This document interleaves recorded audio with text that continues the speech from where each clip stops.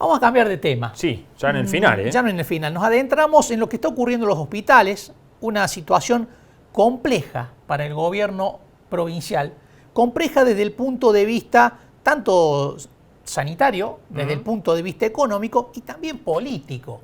Estamos en un contexto electoral ya en Córdoba. Recordemos que Hacemos por Córdoba ya lanzó a su candidato a gobernador. En medio de esta situación está el conflicto en los hospitales, un conflicto al que el gobierno no logra terminar de cerrar. Que lleva muchas semanas. Así es. Y continúa. Y que se ha extendido. Claro. No solo en el tiempo, sino geográficamente. Así es. Ha abarcado cada vez más hospitales. Vamos a hablar con el doctor Juan Pablo Biglione, uno de los referentes de esta comisión interhospitalaria que está llevando adelante esta lucha. ¿Qué tal, Juan Pablo? Gracias por atendernos. Hola, buenas noches. Gracias a ustedes por la comunicación. Bueno, ha habido novedades en las últimas horas, Juan Pablo. Por un lado, el gobierno dio a conocer un decreto, ya una decisión oficial de un incremento en los salarios. Sin embargo, se ha decidido rechazar o continuar el plan de lucha. Así es. La cuestión que no sé si quedó claro para la población es que todo el colectivo interhospitalario que se organizó a través de asambleas espontáneas en toda la provincia, a través de una reunión con todos los delegados, se firmó un pliego de reclamos que tenía eje en 3 puntos principales: el salario, los recursos humanos y cuestiones administrativas de contratos, etcétera. La prioridad, por supuesto, sigue estando en los salarios. Y dentro del ítem a mejorar de los salarios es el salario básico, que hoy para muchos médicos no especialistas es de 75.000 pesos y para otros trabajadores de la salud, como puede ser camilleros o otras áreas administrativas, está entre 38.000 o 45.000 pesos. Estamos hablando del sueldo básico. Uh-huh. A eso muchas veces se le agregan otros adicionales que se puede hacer una suma. Lo que el gobierno ayer entregó como aumento salarial tiene que ver con esos adicionales en un 40%.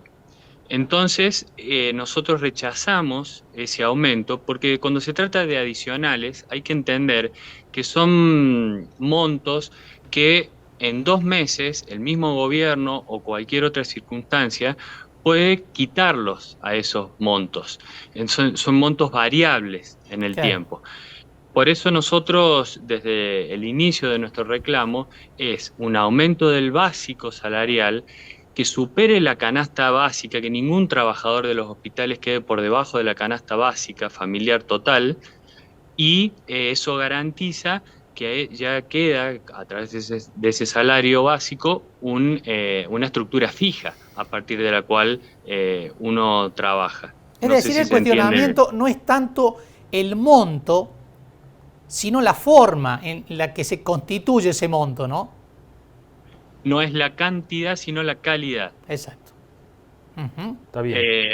Amén de que aún con este aumento tampoco se logran las cantidades solicitadas, porque nuestro reclamo es un aumento del 200%, que eso da cuenta del retraso que tenemos en nuestros salarios según el índice inflacionario que ha habido en los últimos años. Para ponernos al día tendrían que aumentarnos un 200% en la canasta básica, en el salario básico. Claro. A nosotros, con este decreto, se nos está aumentando un 40%, con lo que no nos ponemos al día con el índice inflacionario, y además en asignaciones que pueden ser variadas, cambiadas o sacadas en el tiempo. Uh-huh. Doctor, ¿tuvieron algún tipo de respuesta en los otros 2 ítems? Hubo algunas respuestas parciales. Nosotros tenemos que ser justos en decir que se abrió una mesa de diálogo con un sector como el nuestro que no está por fuera de las paritarias, por fuera de los sindicatos. Eso nosotros lo vemos como muy positivo desde el lado del gobierno, que haya hecho oído a todo este reclamo de los trabajadores. Y algunos de esos puntos en recursos humanos se están trabajando, pero falta mucho. La verdad que el recurso humano es muy deficitario en todos los hospitales de la provincia. Estamos tan atrasados que le va a llevar mucho tiempo a la provincia recuperarlo en cuanto a las cantidades y posiciones a ocupar.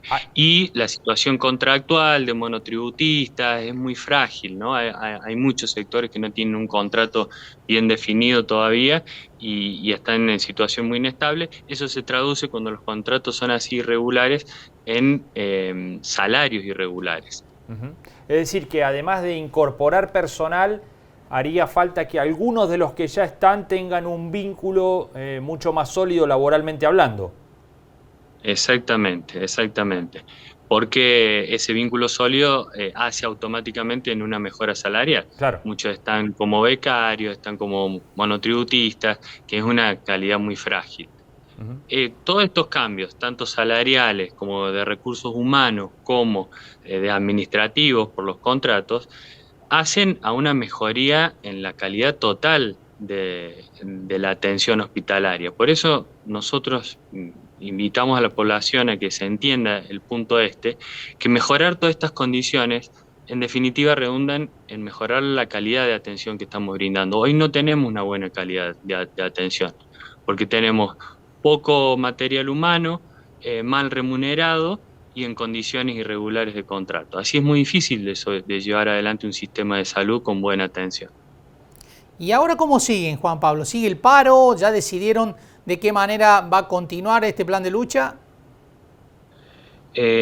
Nosotros el paro lo terminamos ayer, hoy fue día de asamblea y lo mismo será mañana. A partir de mañana sí vamos a definir las condiciones de la semana que viene. ¿Cómo tomaron el hecho de que el gobierno diera a conocer los montos que van a empezar a cobrar tanto los médicos como todo el personal de salud? Montos que por ahí, si lo ve, digamos, un trabajador con un sueldo promedio, parecen cifras altas, ¿no?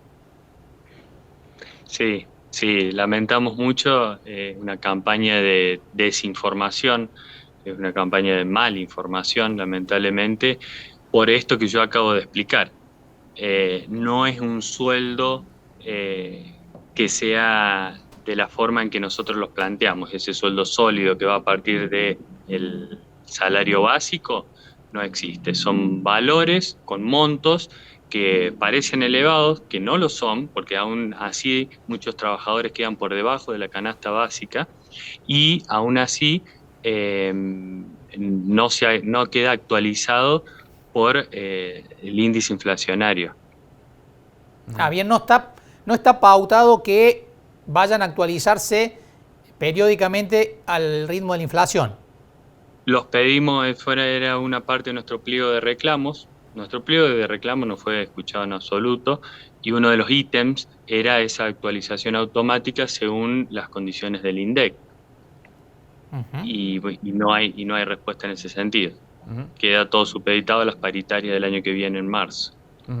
¿Y qué expectativas tienen para adelante en esta negociación? Recién destacaba algunos aspectos por parte del gobierno, pero bueno, también señalaba esto otro, ¿no? Que hubo algunas decisiones como esto de publicar cuánto iban a cobrar y demás, que evidentemente no les cayó muy bien. Bueno, ¿cómo evalúan eso hacia adelante? ¿Cómo ven al gobierno y a esta negociación? No, más allá de todas estas situaciones, la charla que tuvimos ayer en el Ministerio es de una mesa de diálogo abierta, donde quedó pautado continuar con las conversaciones para mejorar muchos de los puntos que quedaban pendientes en cuanto a lo legislativo, de muchas leyes que hay que unificar, etcétera. Entonces, bueno, nosotros seguimos abiertos a continuar con esa instancia, pero tenemos que decir que esta propuesta ha sido rechazada por los justificativos que acabo de dar, ¿no? Juan Pablo, muchísimas gracias por estos minutos con nosotros, ha sido un gusto. Gracias a ustedes por el tiempo. Muy amable. Gracias. Saludos. Juan Pablo Biglione, médico del hospital, uno de los voceros sí. de esta medida de fuerza, de esta protesta que están llevando adelante los trabajadores de los hospitales, tanto los médicos como el resto, el ¿no? resto del universo de trabajadores que tiene la salud, bueno, han decidido rechazar esta propuesta, que no es una propuesta, en realidad es un decreto. Sí, ¿No? ya está en aplicación. Ya está en aplicación desde hoy mismo, pero ese decreto que tiene efecto desde hoy no sirvió para clausurar la protesta. Sí, ¿no? Para ni romperla por ahí, Claro. ¿no? Que por ahí puede llegar a buscarse como objetivo. Lo que sí es cierto que plantea Biglione es el hecho de que el gobierno exterioriza los montos. ¿Para qué?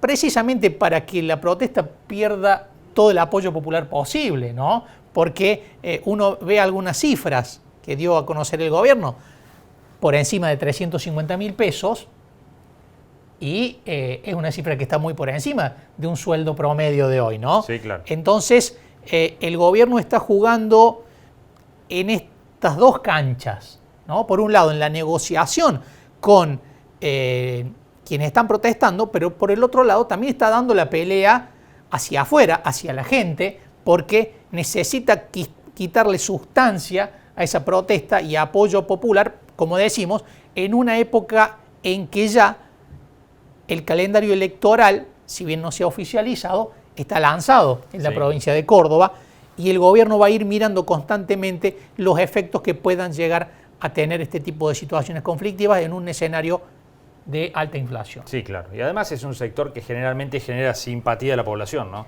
Sí, más que nada después de la pandemia. Claro, ¿no? absolutamente. Así es. Bueno, hemos llegado al final Llegamos al final. de esta edición de Entre Líneas. Nos vamos a reencontrar el próximo jueves, como siempre, a las 21. Adiós. Chao.